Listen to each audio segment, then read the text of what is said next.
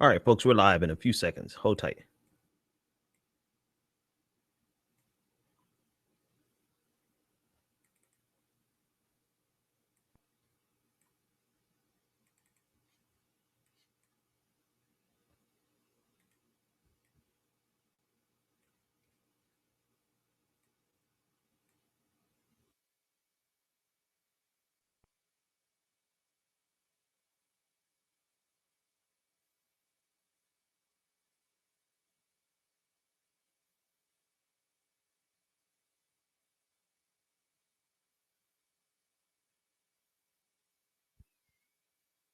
And here we go. It's the Benjamin Dixon Show. Your mission, should you choose to accept it, is not merely peace in our time, but peace in all time. I have no fear whatsoever of anybody or anything. Did you think no one was watching? Injustice anywhere is a threat to justice everywhere. your mission. Boldly go where no man has gone before. To reclaim the American dream, To be given the right of a human being to be afforded equal rights and equal opportunities by any means necessary. It's the Benjamin Dixon Show. If you're hearing his voice, you're hearing the voice of reason. You've certainly come to the right place. Welcome, ladies and gentlemen, to the Benjamin Dixon Show. I am, of course, your host, Benjamin Dixon. It is Monday, November 23rd, 2015. Thank you so much for joining us on this evening. You could have been anywhere in the world today, right now, and I want to thank you for deciding to spend that time with me, this time with me. I'm a little late to the party. I just got done listening to Bernie Sanders' speech from 3 or 4 days ago. And I want to say thank you, Bernie Sanders. I have to say thank you, Bernie Sanders.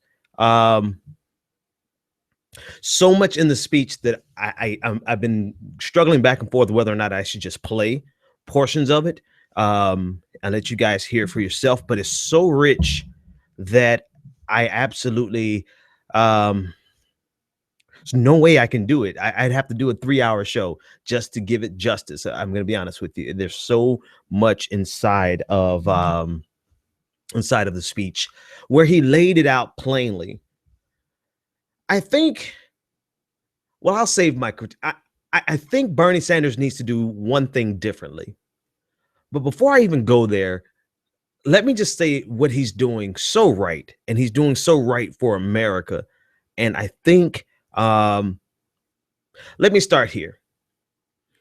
You would be an absolute fool not to support Bernie Sanders. I'm going to applaud myself there. You would be an absolute fool if you are not in the top 1%.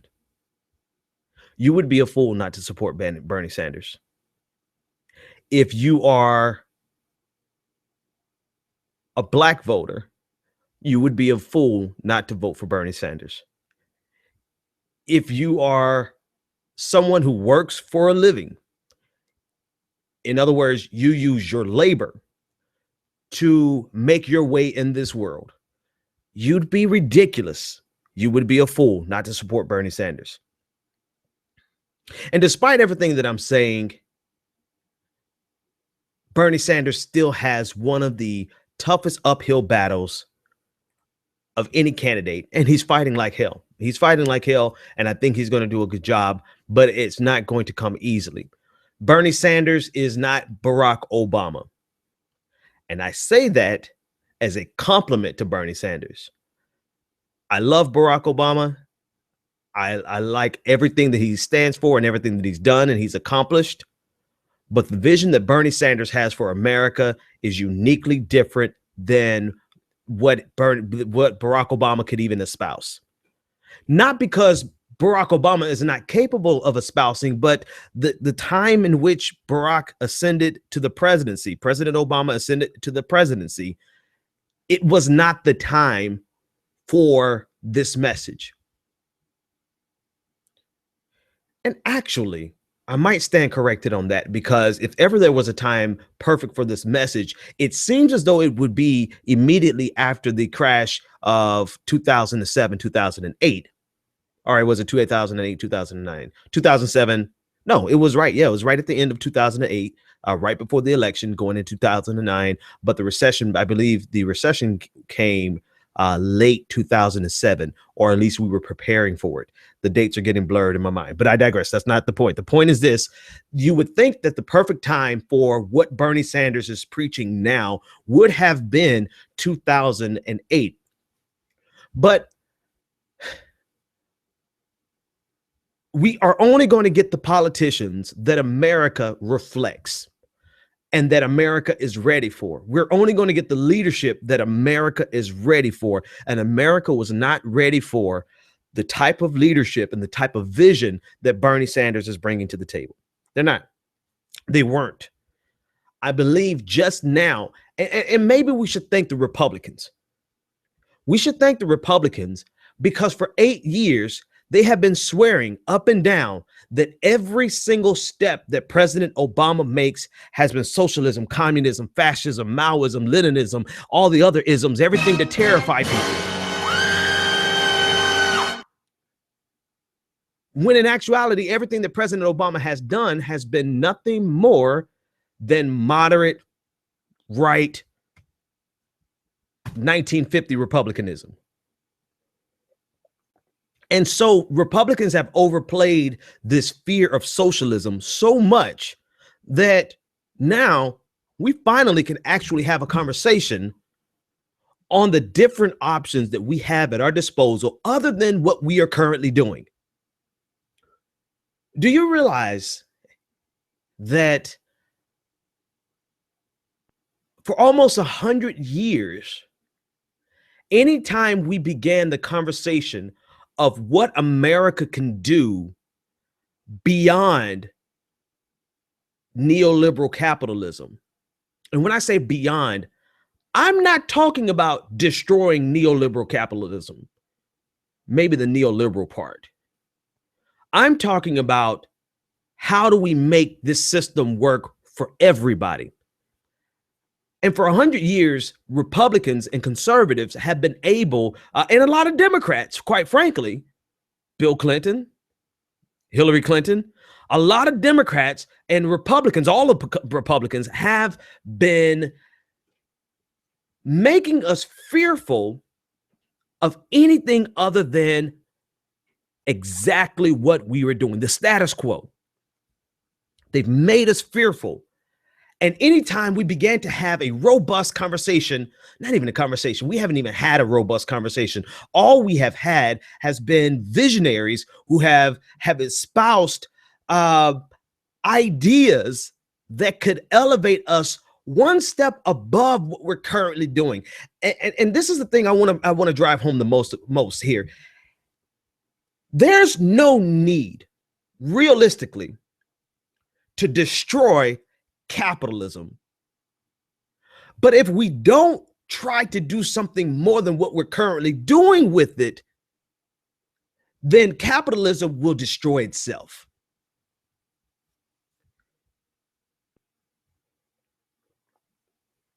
I'm going to take my time with that one. And every time we have had a visionary that has seen something bigger than what we're currently doing, that person either dies or is assassinated. By the time Franklin Delano Roosevelt got the vision for the second Bill of Rights, he was on his last leg. And then I don't have that year. I don't have that year in front of me. So I can't say whether or not it was right before World War II, right after. I can't even place it in the time frame, but I know it did not come into fruition. I do know this for certain. By the time Martin Luther King got a vision of how did he call it? What did he call it? It wasn't the second Bill of Rights for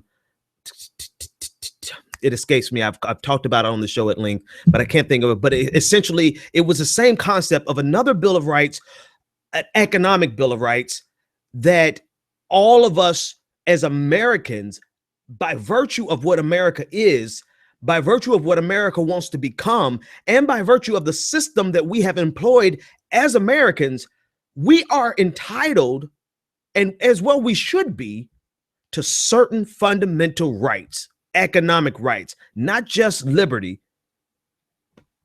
But then you have that vision that Delano Roosevelt said, that a man can't be free. A man can't be free if he can't get a job. A man can't be free if man, I'm running low on disk space on every single computer. I'm running low on disk space. I got to clear off some things. I got a big alert that just popped up. But anyway, a man can't be free if he cannot get a job. A man can't be free if he has to worry about food. A man can't be free if he has to worry about whether or not he can go to a doctor.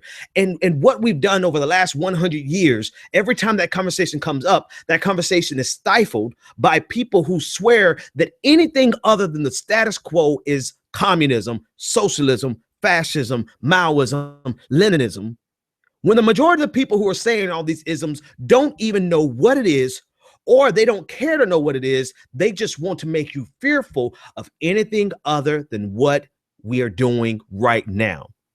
And that's why I want to thank Bernie Sanders, because he is elevating the conversation to something more than what we are doing right now.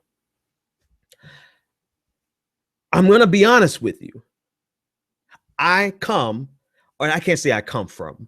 I'm currently a part of the capitalistic machine. I'll just put it like that. I work for a company. I have stock in that company. The company's doing well. I love what I see at that place, man. I absolutely freaking love it. I love seeing all of these young people who are younger than me, mastering their craft and making a lot of money doing it. Which is why I know for certain that every time a Republican gives us this false dichotomy between what we're currently doing and communism, I know they're full of shit. I know they're full of shit because it is not a dichotomous switch.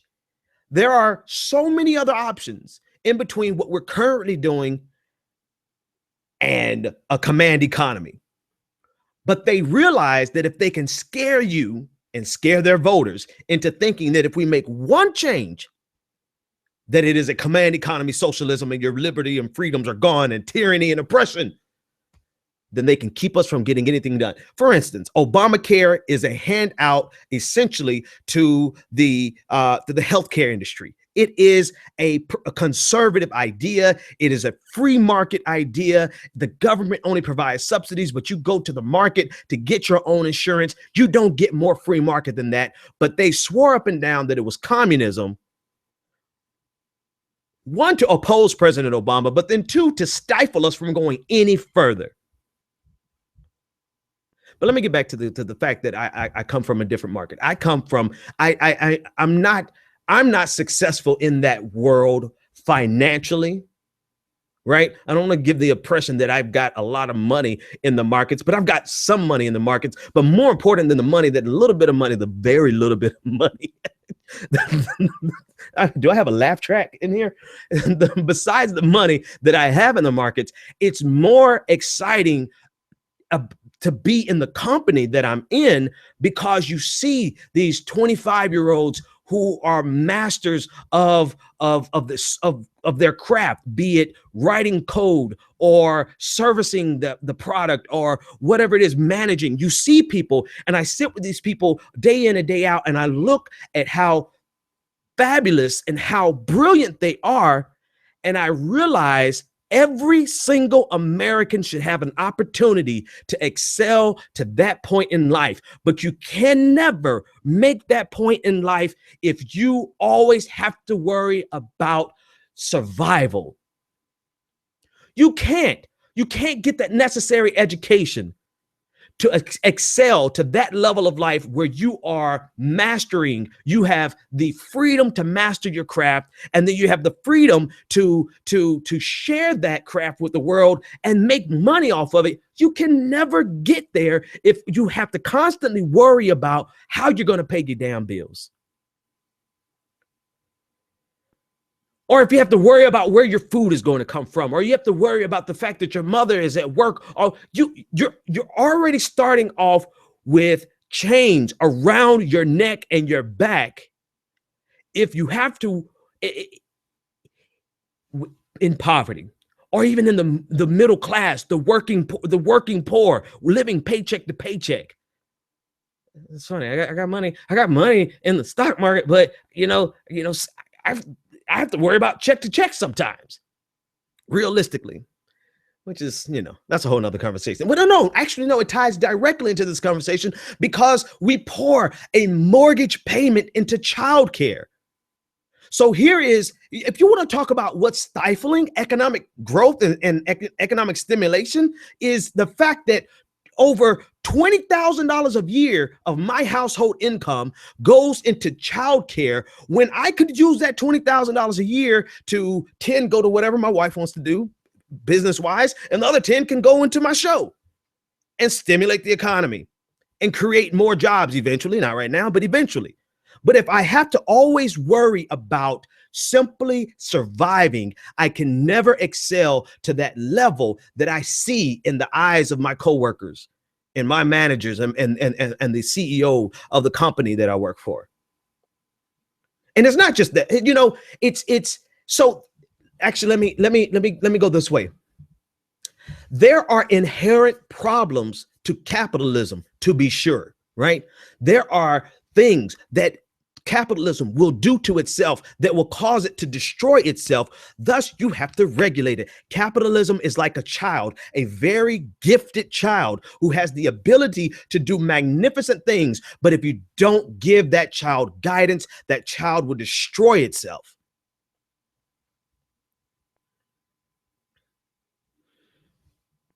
Anyway.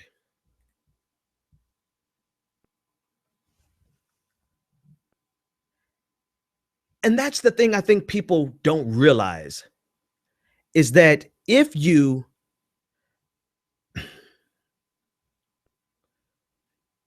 think people miss the fact that this economy hasn't even seen its potential if people were actually given an opportunity to excel beyond simple subsistence.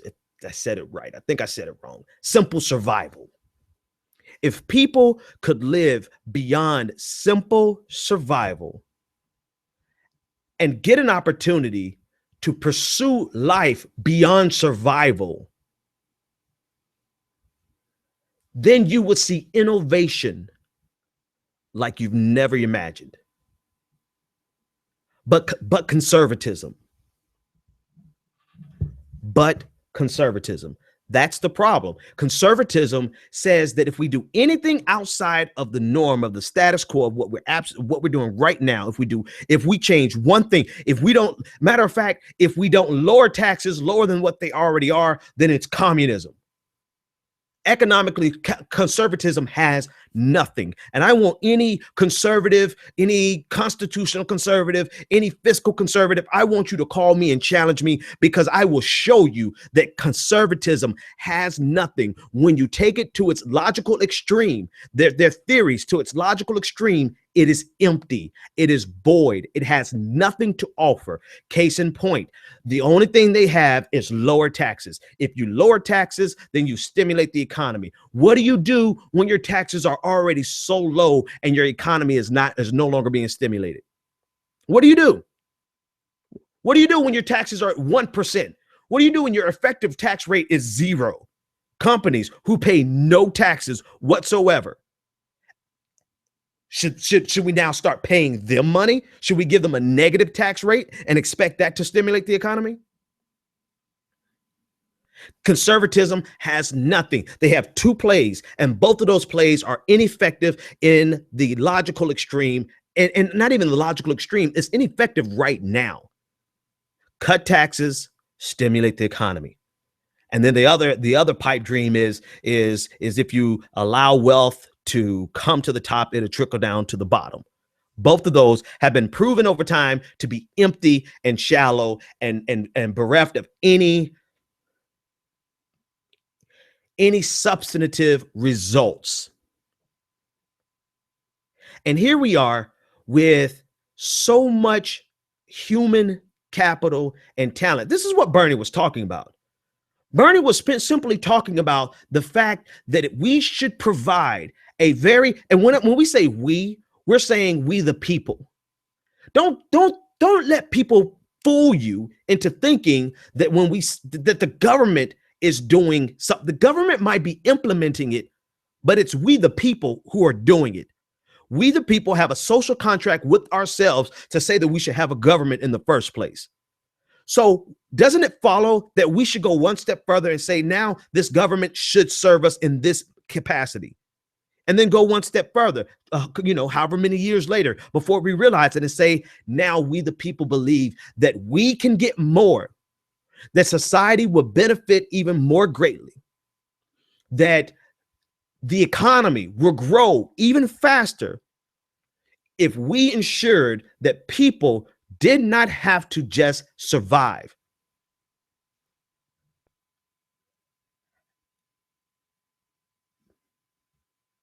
Imagine the innovation, imagine the creativity, imagine the level of freedom that people can work, the level of freedom that people can commit to their jobs if they don't have to worry about. That's the freedom that's the freedom that a career gives you. A career, a decent career, not every career, right? But a decent career should provide enough livelihood so that you can focus on what you're doing instead of having to be on the job trying to think of a second side hustle just so that you can survive.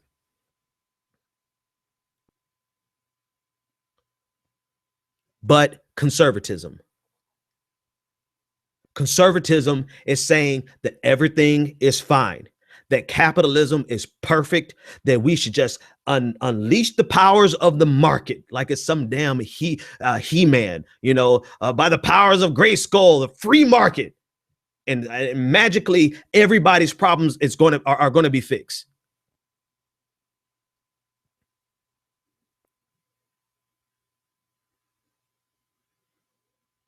When in reality, capitalism unchecked will not only destroy the poorest among us first, which it's currently doing, then it would eat away at the middle class, what it's currently doing, but then it would destroy itself.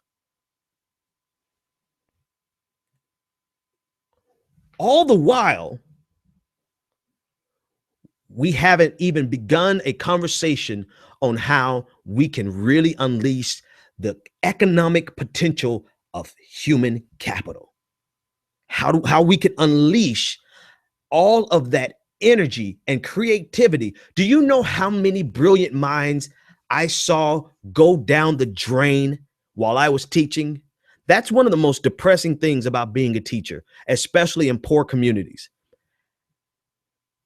People always talk about all you have to do is get an education. Let me help you to understand something. All of my great teaching in the world, because if I didn't do anything else good, I was a damn good math teacher. All of my teaching went down the drain as soon as my students left school and went back into their impoverished community.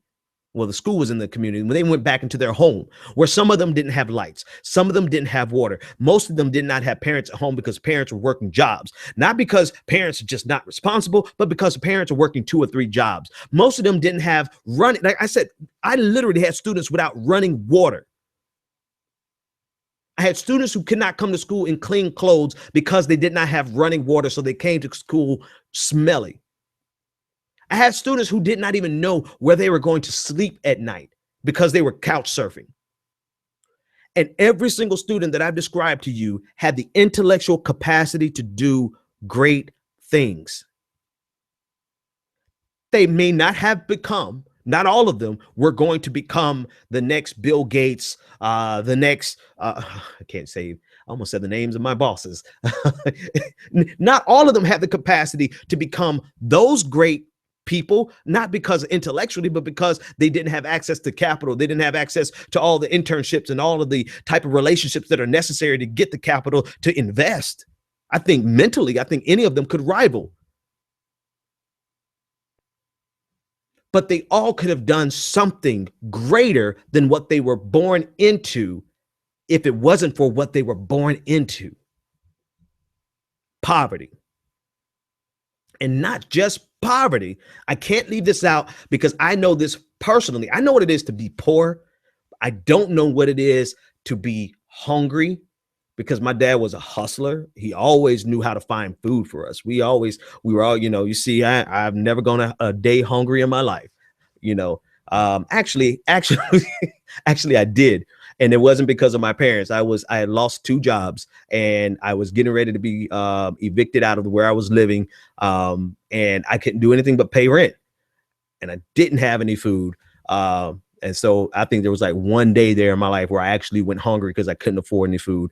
But I had some friends. I called up what's her name, and anyway, the point is this: we can't leave out the middle class, because as stressful and painful as it is to be in poverty, the stress level is just the same, if not more, to be working 40 and 50 and 60 hours a week and seeing that check go out the window every single week.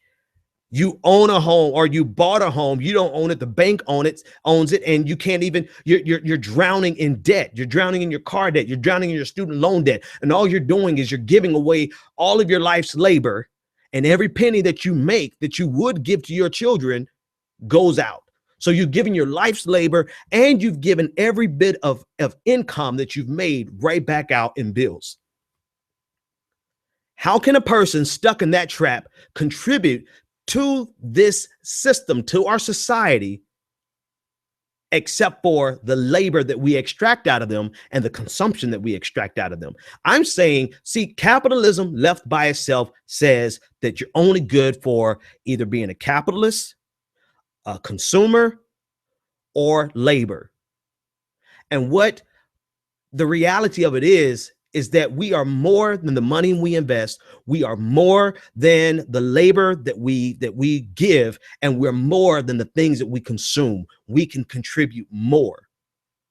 But conservatism leaves us at that place where all America can ever do, all our system will ever do, is what we've always done, because anything else other than that is communism, socialism, Maoism, fascism, Leninism.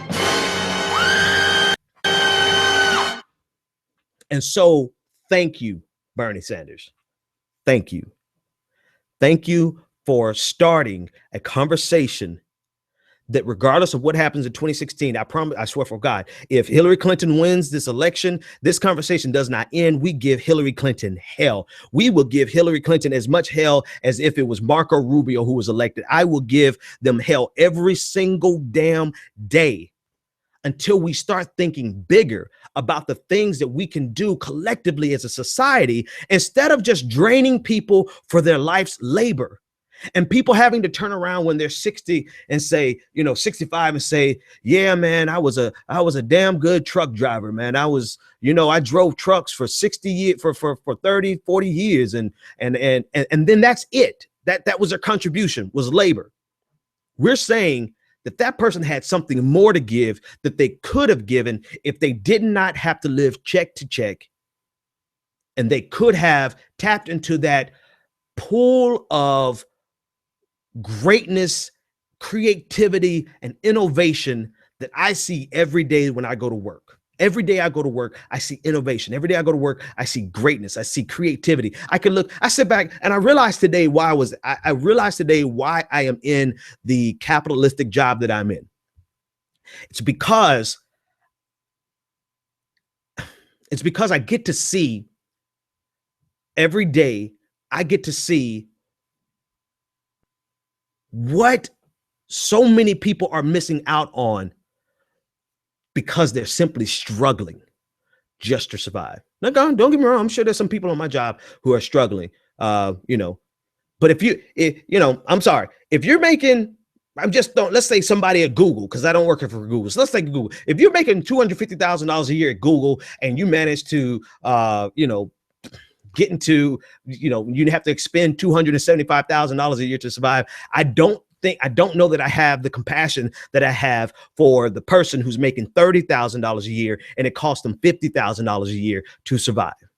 So, that's just me. I'm just, so I'm sure there's some people struggling on my job, but what I see when I go to work, what I see at other companies that are actually innovating, there's a difference. Let me help you out. There's a difference between companies who are actually innovating and companies that are simply milking the system, government contractors who are simply sitting on the sideline waiting to collect taxpayer dollars. There is a difference.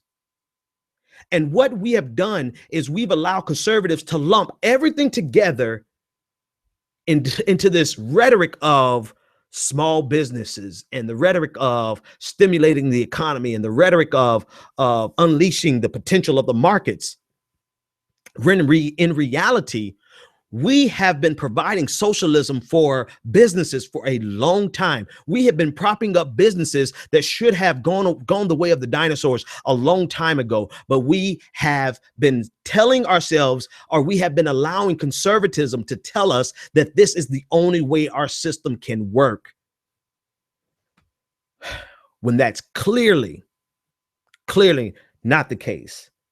That's not how this works. That's not how it works. That's not how any of this works. I've been waiting to play that for a long time. I want to thank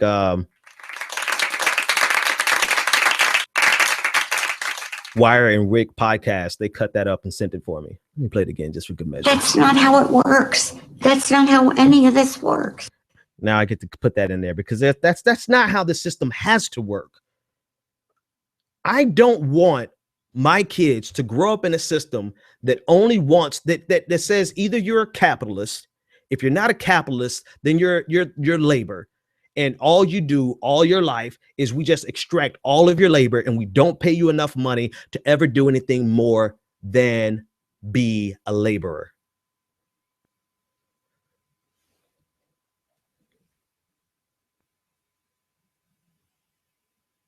Yes, there needs to be regulation. Yes, you guys know all that. I don't have to go through all that. I'm just trying to preemptively think of what questions or what you guys might say in objection. I'm looking for a commercial here. I'm going to go to a break. When I come back, I want you guys to join the conversation, 857-600-0518. When I come back, I'm going to talk about Donald Trump and his racism. And I want you guys to understand how much I would rather not have to talk about police shootings, racism, neo-Nazis. I would much rather talk about us unleashing the potential, human potential, not of the free markets. The free markets are just a tool. I want to unleash the potential of humanity, but I can't do it when you have idiots like Donald Trump, the front runner of the Republican Party, doing the imbecilic things that he does. You guys see me struggling in here. I got too many screens and not enough space. All right, folks, when I come back, I want to hear what you think. 857-600-0518. This is the Benjamin Dixon Show. We'll be back after this.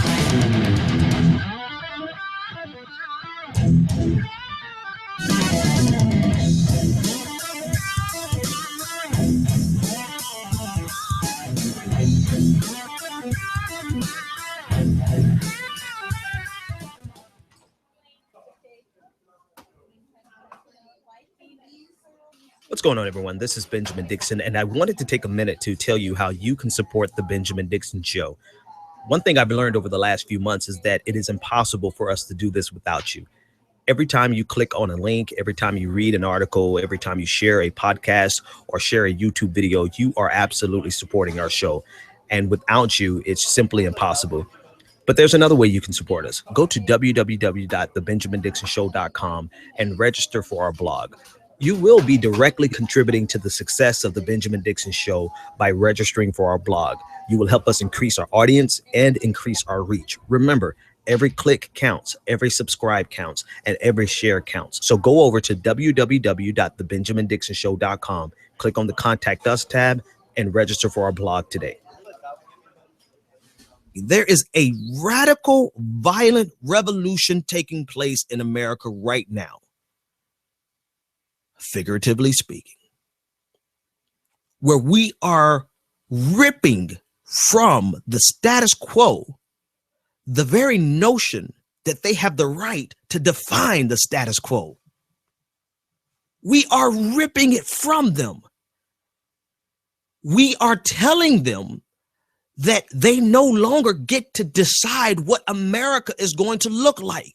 And that is terrifying for a lot of people. That is downright terrifying when someone comes into your home only to help you to understand that your home is not yours in isolation, that we share this home equally, and that we have the right to be comfortable in this home just as much right as you have to be comfortable, so that a white Christian straight man, the comfort that he feels in America will be experienced by the gay Black woman and every other intersection that has been erased.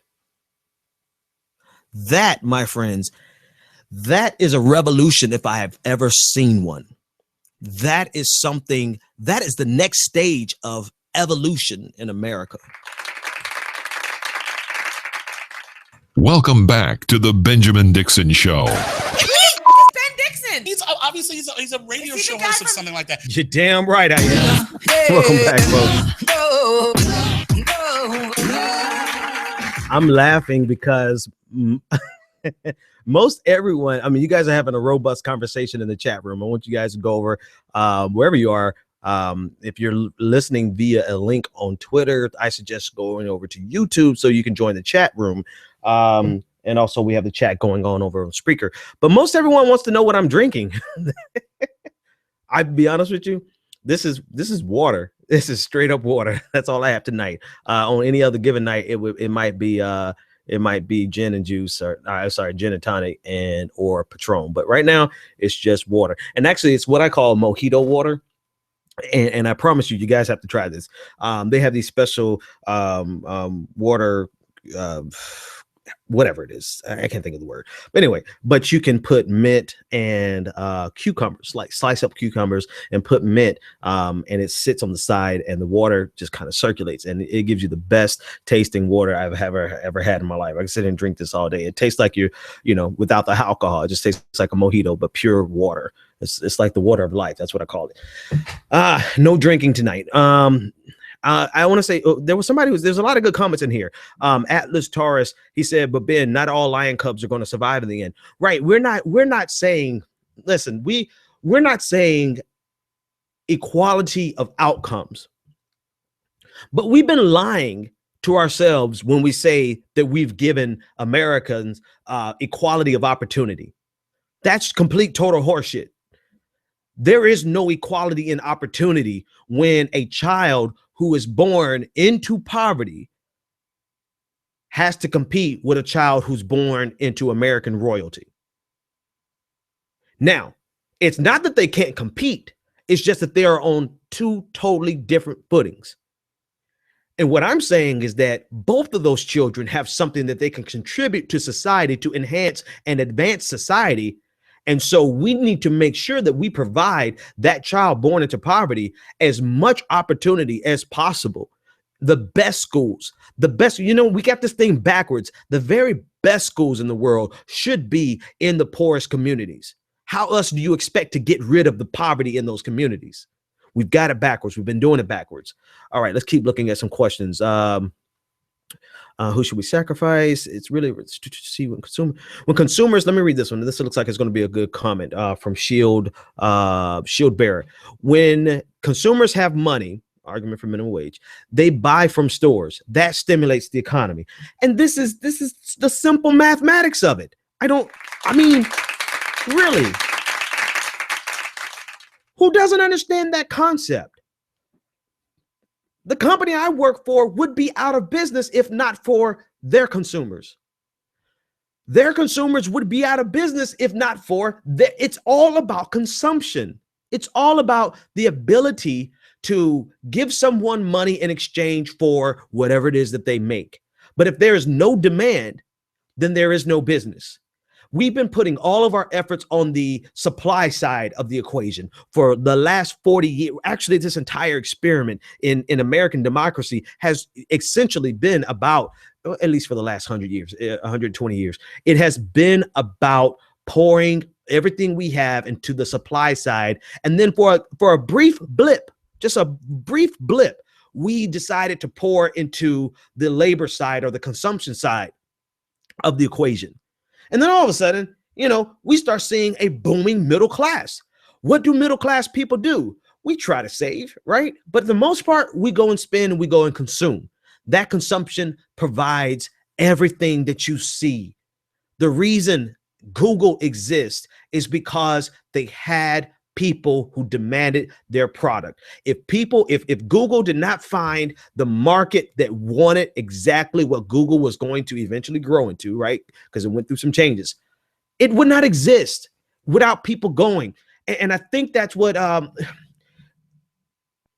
on, I got some ideas running through my head. I want to let them process real quick. Yeah. Okay. I can stick with that. I was questioning my last statement, but I can stick with that for now. I might challenge my own statement at another time with regard to Google and software in general. But the point is, without consumption, none of this works. There is not a billionaire that exists without consumption. And so that middle class person who makes $40,000, let's say they make $50,000 a year, it costs them $70,000 a year to live. So they have to take out loans to pay to even own a home or to get a car. Right? That person is a stimulant. That one individual is pouring money into this system and it grows. And what we're saying is, you could have even more, you big dummies. That's what we're trying to, that's what democratic socialism is trying to say, is that you actually could have a lot more than you already have if, instead of draining people and leaving them with nothing, you instead said, okay, let's see how much this person can generate. Let's see what kind of potential this person has. What kind of business can they create? What kind of products can they come up with? What can they do to enhance society? But that in turn creates a business. And it just, I don't know, it's common sense to people who actually think beyond what we have right now. And that's the scary thing. They don't want you to think anything beyond what we currently are doing. Top suck up all the money, and the rest of the nation becomes working class, and we're back to ground zero without a middle class. Absolutely. That's exactly how it goes. Shieldberry, you're on for it.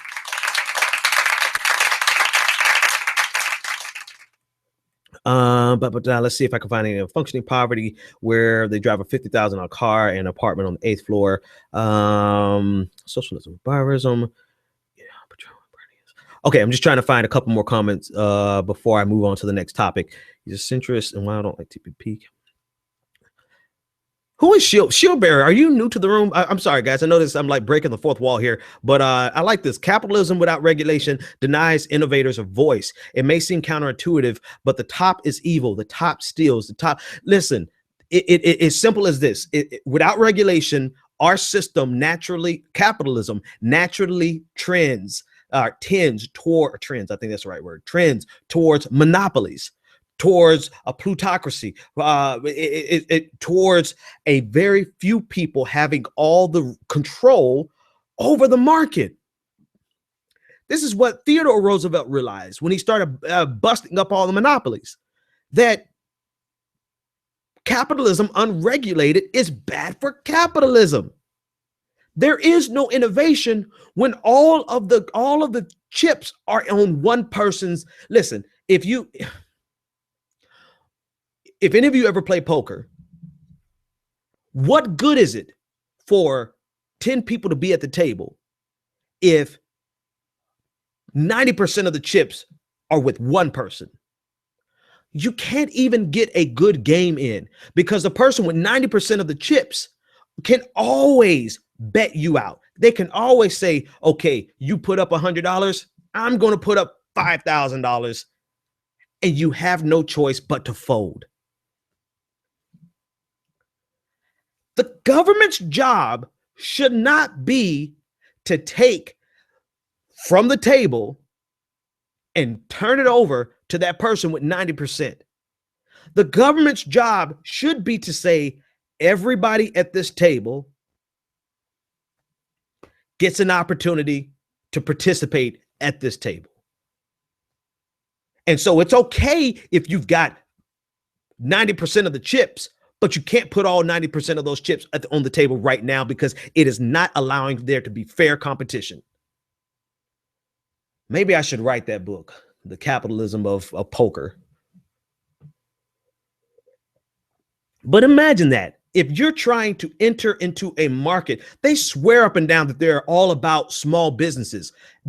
Conservatives don't care about small businesses because all of their policies give the power to major corporations who have the ability and the incentive to snuff out small businesses, because small businesses, that's where innovation lies. Not just small businesses, but the sole proprietors, the individual. That's where the innovation is. And innovation is always a threat. Innovation will always come behind a major corporation and challenge that major corporation. And corporations don't want to be challenged. They want to expand their portfolio. They want to make more money for their shareholders. That's it. This is why conservatism has nothing. They have nothing. Because they're always swearing that we should do things that are good for business.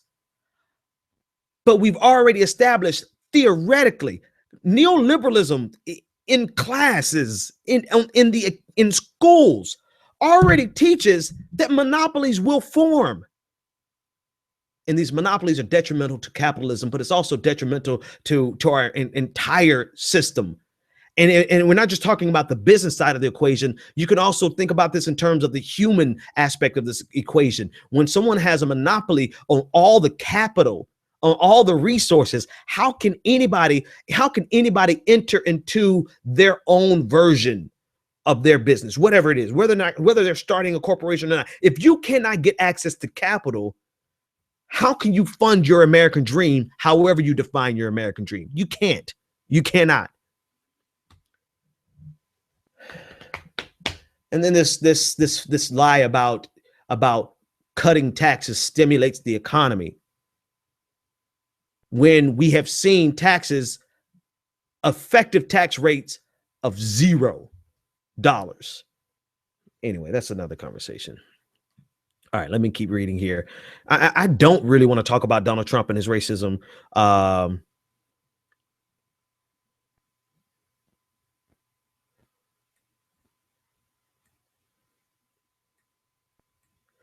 Capitalism without all right, let me shift gears because I want to be true to the title of the show. Let me talk about Donald Trump. I'm sure most of you by now have seen this video of Donald. This is the alternative. I will bring up Donald Trump because this is where we have gone, right? This is the madness that must be generated to maintain a pursuit of laissez-faire capitalism.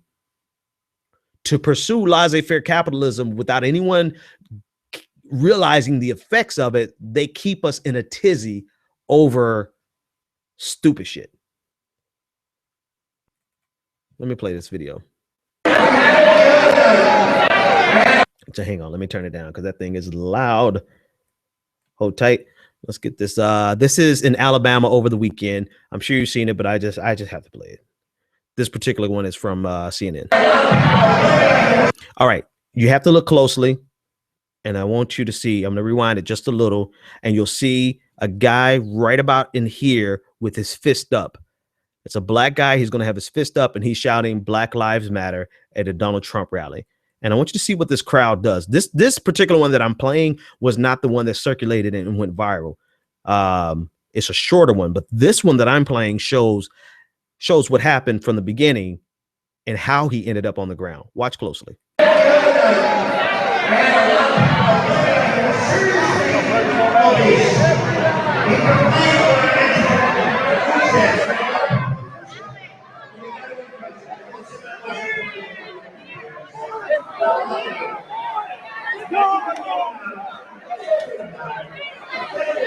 Okay, now let me stop here. I'm going to stop here. He's on the ground. And if you look around, it's really blurry on this because this one is, I don't know, the real one that's long enough is in low resolution, but the shorter one is in higher resolution. I'll play the shorter one next. But I want you to see it up to that point. Up to that point, you can make out shapes and you can make out colors. Right here is the first time a black person entered a scene other than the black man that's on the ground. But you have quite a few Trump supporters who are insisting on this black guy being tackled by another black guy because they just because they're stupid like that. Let me finish playing. This is the first black guy to enter the scene other than, and I'm sorry for those of you who are listening on Spreaker, you just kind of hear a bunch of ruckus, but I'm trying to describe it as we go. Let me finish playing it and you'll see how the black guy who's rushing is trying to help the guy up, and notice all the clenched fist.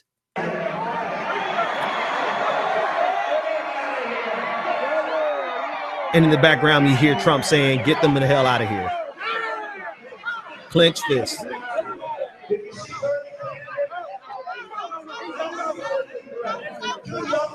Don't choke him. Don't choke him.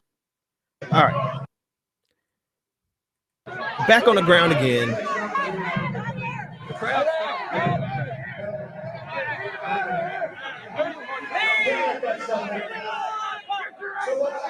Get your ass out of here.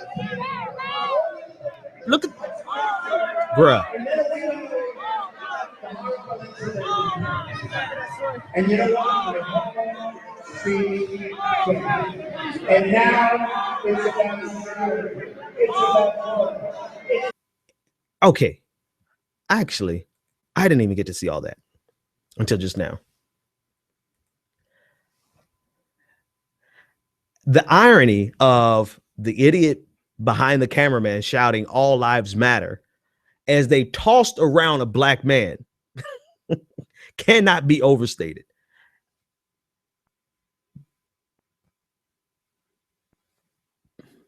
It's not surprising, so I'm not going to give any commentary about how ridiculous it is, because this is what Donald Trump revs up. This is what Donald Trump stokes. It's not just hatred of Mexicans and Hispanics. It's a hatred of anything that's not a part of this tribal, this nationalistic, xenophobic conservatism. And there is a sufficient enough number of voters who buy into that to keep Donald Trump in the #1 spot throughout the entire summer, into the fall, getting ready to go into the winter. So then that was it. That was one thing. Then let me pull up this other thing. So then yesterday, that video you saw was from Saturday.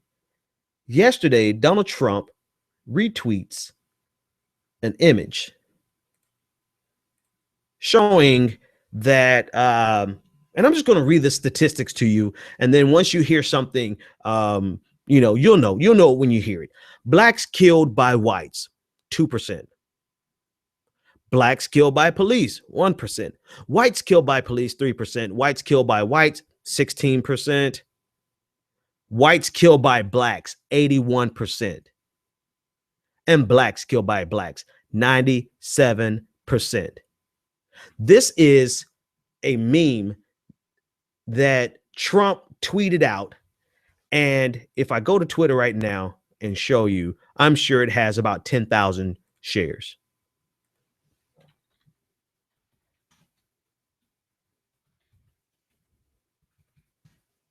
Let's go see, right? Let's see if I can find it while we speak. Now I'm going to give you the real statistics because it's real easy to find, right? I pulled it up myself. It is, and I actually knew the statistics before I didn't even have to pull it up, but whatever. It's Trump, right? You would think that at some point you couldn't lie to your listeners, to your supporters so blatantly, but I would think wrong, because this plays right into the type of society they think they live in. They think they live in a world where black people are running around killing a bunch of white people They think they live in a world where white people are in danger, are an endangered species. And what's ironic about it is that Trump's team doesn't even do their own research, obviously, because this tweet actually has been traced back to a neo-Nazi, to some of the same people who, these are some of the same stats that Dylan Roof, the murderer from South Carolina, used or consumed before he went on his murderous rampage. And he, Trump runs his mouth so much, so I doubt. Here it is. All right, let me pull it up on the screen. I found it. All right, I want to see. So far, they have shared, retweeted, and liked this damn lie.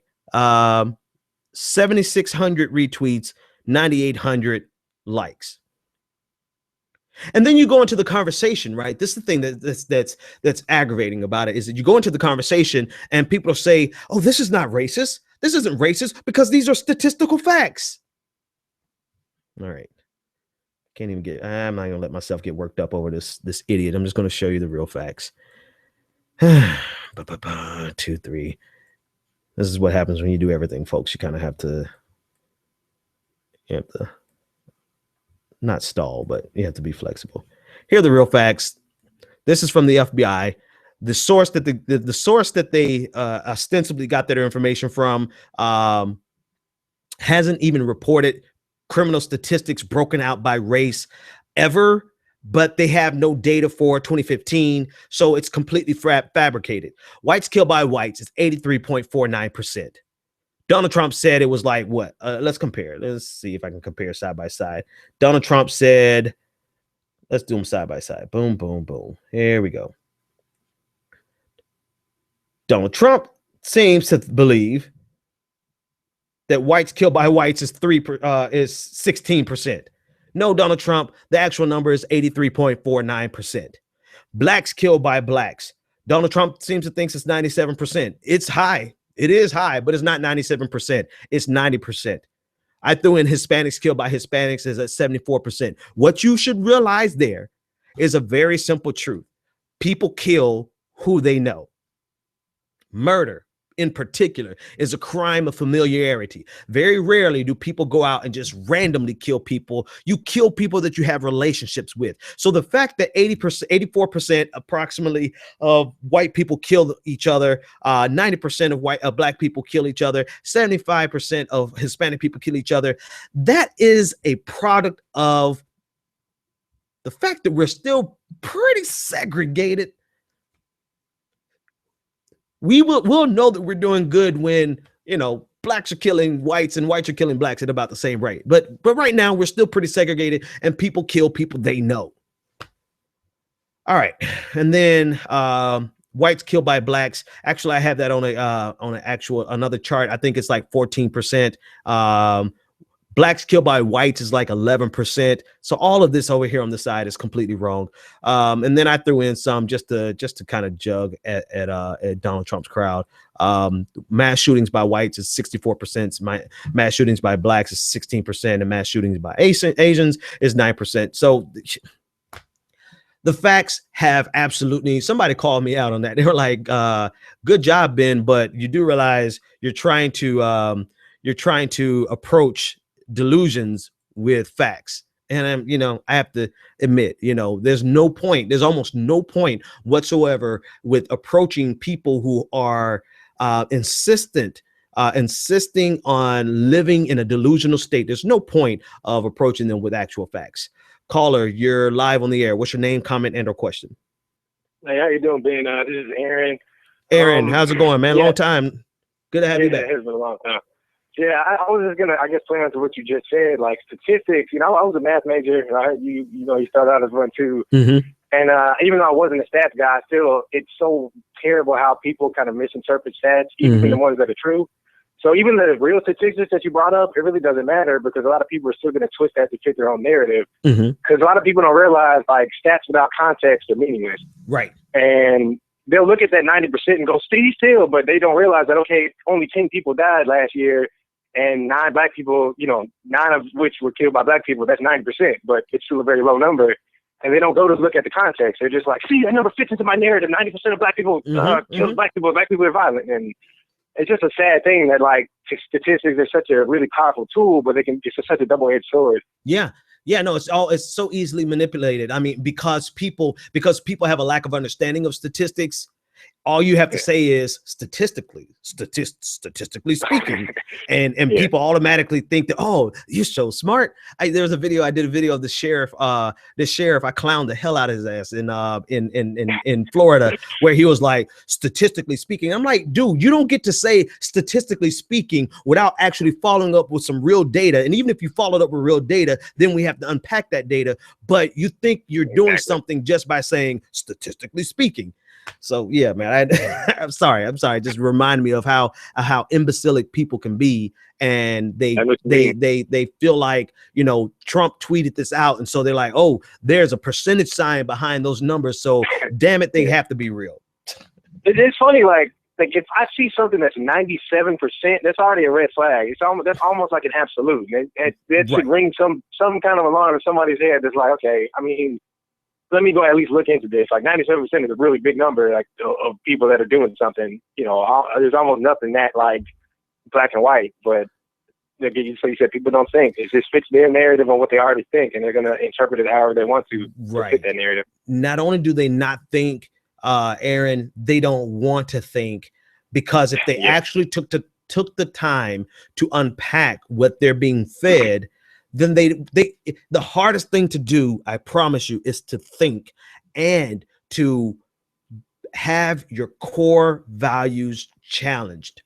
And conservatives, as well as Christians, as well as some liberals, right? You know, to have your core fundamental beliefs, whether they be religious or political, or ideological, to have it challenged.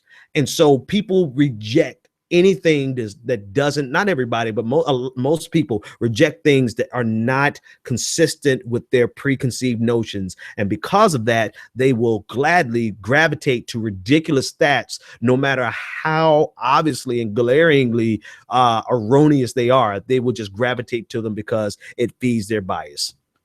Yeah. Aaron, thanks so much for the call, man. Glad to have you on board this time of night. All right, no problem. Keep up the good work, man. Thanks, definitely will. Appreciate it. Yeah, folks. This is what the front runner of the Republican Party put out. Statistics that are so blatantly wrong, as well as that are sourced from a neo-Nazi group. These are the same statistics that Dylan Roof, and I laughed about it, but it's kind of terrifying that the front runner of the Republican Party can put out and support, whether it was intentional or not, which it was, right? You know, at that level of the game, you don't put out anything until you vetted it.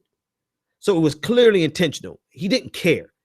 He's playing in, he's shifted gears. Donald Trump has shifted gears from his rabid attacks on Hispanics to now wanting to attack blackness. Not that he's messing with the right ones, right? He's messing, you know, Hispanics did some things to him economically. They just got him. But we're, you know, African Americans, Black Twitter and on all the different outlets, the media outlets that Black people have access to, you know, they're going to rain some hell down on them. They are us, we, them, you know what I mean? But that's besides the point. The point is this. What is he at? 28% this week?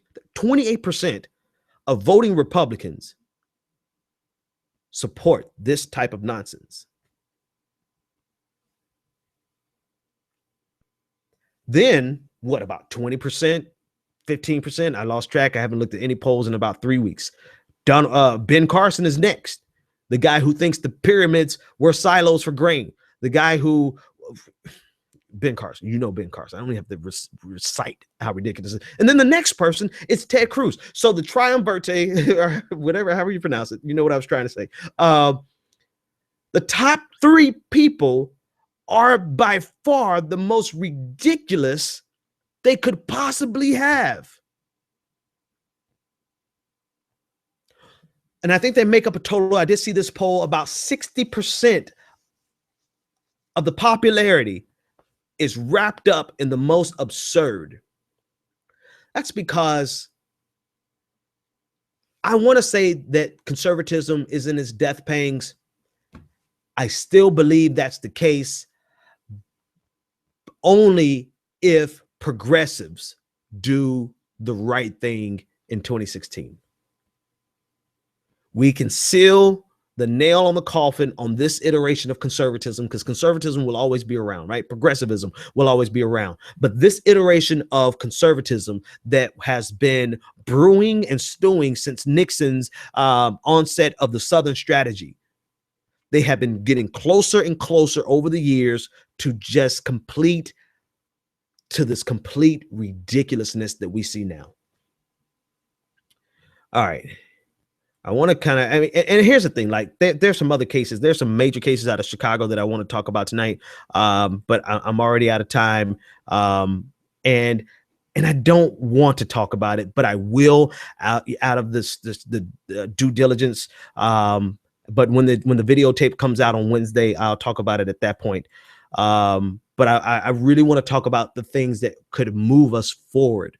That's why I'm so appreciative of Bernie Sanders having this conversation nationally. He's starting a conversation that has been laying dormant for so long. For so long, we've been afraid to dream of anything, to explore. I don't even want to say dream, because it's not a flight of fantasy. It is a real opportunity. There is a real opportunity for America to do much more than what we are already doing. And we need to thank Bernie Sanders for having this conversation, because now, regardless of what happens, we know that we should never put down this conversation. And you know what that looks like? That means that Hillary Clinton is going to be that type of Democrat that Hillary Clinton is actually a Republican. That is going to be if things worked out idealistically, the rabid, racist, nationalistic, xenophobic, homophobic, radical, religious zealots conservatism that we're existing with now would go back into the closet. And the face of republicanism would be Hillary Clinton. And the face of progressivism would be Elizabeth Warren, Bernie Sanders, Ben Dixon. Now, here we go. Caller, you're live on the air. What's your name, comment, or question? Hey, thanks for shouting me out earlier. This is Shield Bearer. Hey, man, how's it going? You had a lot of great comments in there, man. I appreciate it. Actually, let me give you this right quick. This is for you. There you go. That's for you. What's on your mind? So I was just going to make a comment on your you were saying how conservatism was like basically coming to an end. That's if we do. That's if we do the right thing, right? It can stay around. It will stick around if progressives continue to be cowards and not be real progressives. But go ahead. I'm sorry. So basically, obviously, what we're seeing is conservatives. They're tearing each other apart. You see that in the debates all the time. Mm-hmm.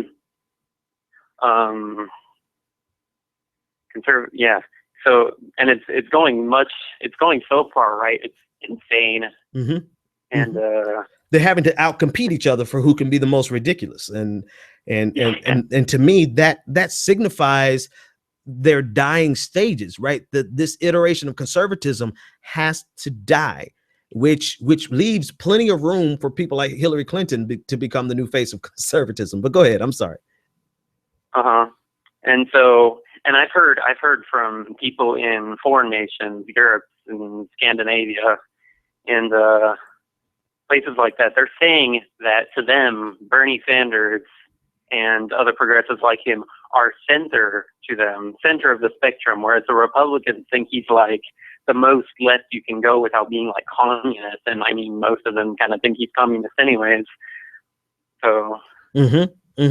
Yeah, absolutely. Absolutely. And I think we have the opportunity now, because of Bernie Sanders, to have these serious conversations and to unpack it, not just as a conversation, right? If I had access to economic researchers right, we could build models. We can actually delve into new opportunities for economic growth, not based on how much we can squeeze out of each human being, but how much we can have that human being flourish and be productive. Like I don't think that America has seen wealth until each person is no longer being reduced and taken and having everything taken from them, but instead they are being empowered to contribute everything that they could ever imagine contributing.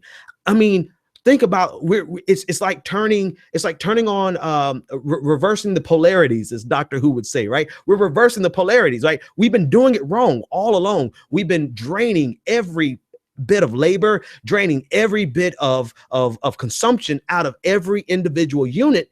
And what we're saying is, instead of draining it, let that unit be productive.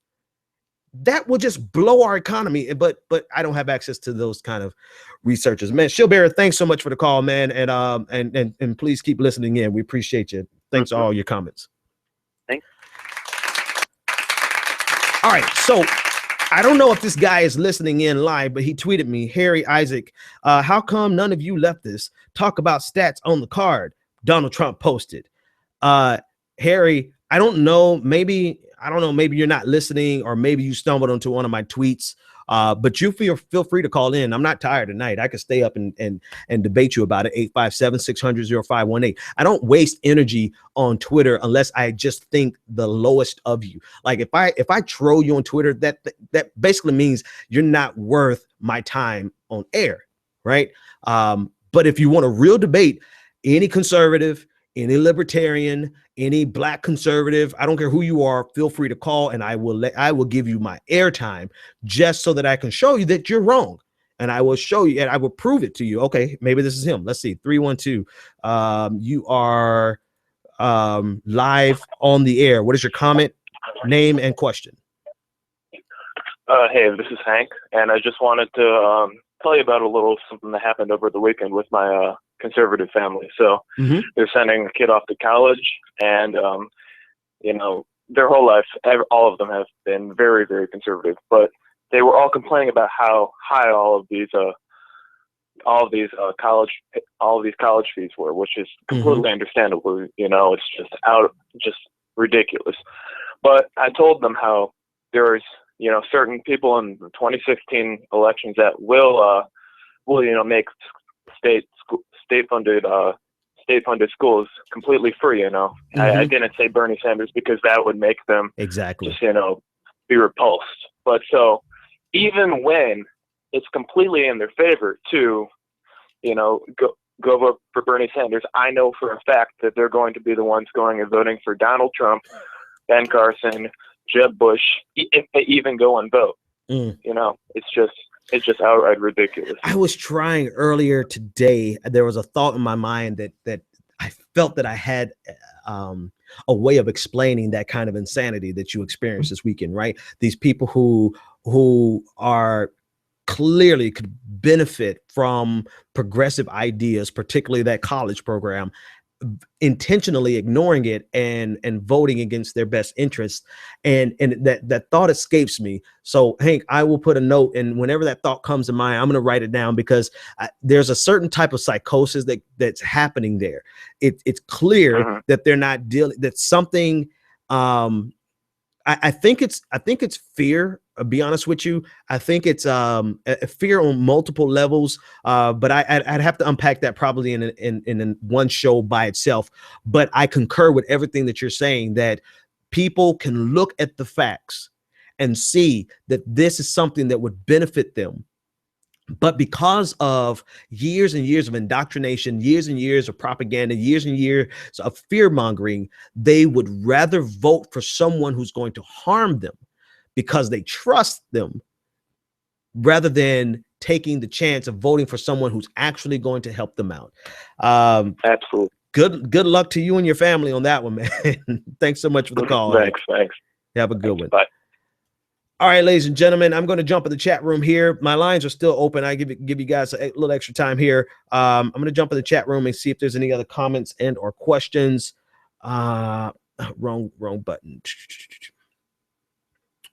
Oh, actually, no, I was dealing with one guy. Let me go back to this guy. It was on Twitter, actually. So he says, okay, so this is Hank Isaac. Hank Isaac, I don't know if you're listening, but if you are, I want you to call in 857-600-0518. He says that how come none of you leftists talk about the stats that are on the card that Donald Trump, actually, we did.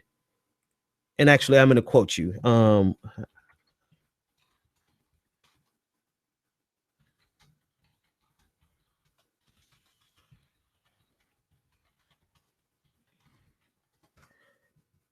Actually, we did, Hank. Harry, I'm sorry, Hank, not you, but Harry. We did. The stats are wrong. The stats are not accurate. Yes, black people kill black people. White people kill white people. Hispanic people kill Hispanic. And I guarantee if we had the stats on Asians, Asians kill Asians. All right, let's see what other comments are here. Let's see what else have I missed.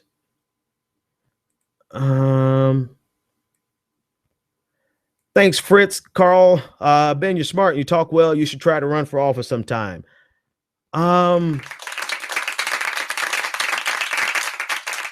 Yeah. But I don't, you know what? That's the problem. I probably would run for office and I probably would talk the same way. I probably would cuss a lot more. The thing is, the frustration of not being able to get anything done is one of the reasons that I stopped pursuing that route many years ago, was because of the constant gridlock.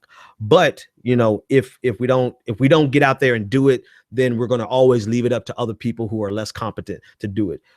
So let me read this from Solomon's. Imagine the wave of momentum if Bernie wins the nomination and the media was forced to broadcast his message across the nation, especially if he faces Trump as opposition. Bernie could take both houses of Congress if he is against Trump. Absolutely. I mean, realistically.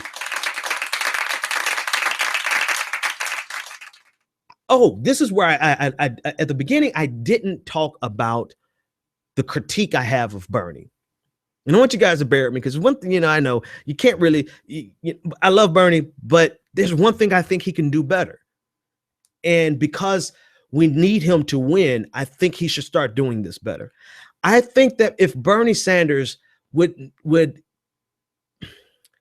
cast the narrative less about the yachts of the billionaires and more about the untapped potential of our human capital that's being drained away by poverty. More succinctly than that, right? The untapped potential that is being wasted away in poverty, and living paycheck to paycheck. If he would cast the narrative that way, then he would capture even more people.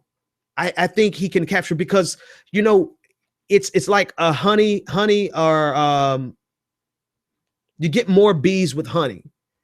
And there are a lot of people. I keep telling my business. How can I say this?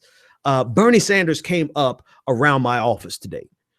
There are a lot of people who work in corporate America, a lot of people who work in the financial markets, a lot of people who work in software, and they love Bernie Sanders.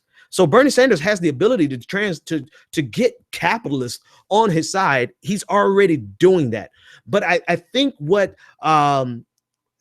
I think if he would cast the narrative in a positive way. See, that's the difference between Ted Cruz and Marco Rubio. Both of them are spewing the same lies. Both of them are spewing the same propaganda, but Marco Rubio spews his propaganda more idealistically and more positively. And ultimately, that's why Ted Cruz doesn't have a chance of winning. Marco Rubio, even though he's lower in the polls right now, he does have an actual chance of winning the nomination. I think if Bernie Sanders would speak more about what we could get positively out of his ideas and less about making it letting anyone spin his ideas as being an attack on capitalism or the wealthiest, I think it could go even further. I'm not saying drop that rhetoric. What I'm saying is add that positive aspect of his plan. There's a huge positive to his plan. His positive is His plan is positive for the individual, it's positive for the society, it's positive for the markets, it's positive for capitalists. His plan is actually going to benefit every damn body. So I think if he speaks about it in a more positive way and less about us versus them, but speak on the fact that if we did more for us, it would be better for them, I think it could go a lot further. That's the only critique I would ever have of what he's saying. Yes, Bernie has to capture the people who have never voted. And I don't know why my response repeats. Okay, not sure. All right, folks, it's been fun. If you guys have any other questions, drop them in the chat room. I know there's about a 15-second delay, so I'm going to filibuster a little longer. I'm enjoying the conversation. I'm enjoying the phone calls. Call in 857-600-0518. Let me check my tweets and see if anybody has replied. Yep, here we go. Some notifications. And okay, folks. So listen, while I wait for any more questions to pop up, I want to point your attention to ways that you can support the Benjamin Dixon Show. It's that time. We need to pass the collection tray, right?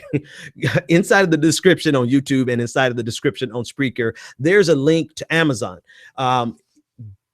For Black Friday and Black Monday or whatever it is, Cyber Monday, buy everything that you're going to buy online through my link. That way, the money that you spend, you're going to spend it anyway. I can get like 4% of it, and that can help the Benjamin Dixon Show. So click on my link, go shopping, buy, break the bank, man. You know, participate in this neoliberal capitalistic system and help to support the Benjamin Dixon Show so that we can help reform this capitalistic system and make it more useful to everybody. So that's my pitch. I don't do pitches well. Then if you like what we're doing, go over to Patreon and become a supporter. Patreon.com/The Benjamin Dixon Show. I think that's it. Everyone is telling me good night. So I think you guys think I'm done. So I may as well be done. You guys have a good one, and I'll see you tomorrow, same time. And until that moment comes, when we, the Americans, are able to accept the fact that on that continent we are trying to forge a new identity for which we need each other, that I am not a ward of America. I am one of the people who built the country. Until this moment. That we are brothers. It's not a question of Jews or Christians or Muslims. We're all in the same boat. We need each other. Love is a condition so powerful. It may be that which holds the stars in the firmament. Until this moment. Love. Until this moment. Love. Until this moment. I come to you today to say that we can build a newer and better nation. I say we can do so, that we must do so, and that we will do so. You've tuned in to The Benjamin Dixon Show. Visit us online at www.thebenjamindixonshow.com. That's not how it works. That's not how any of this works.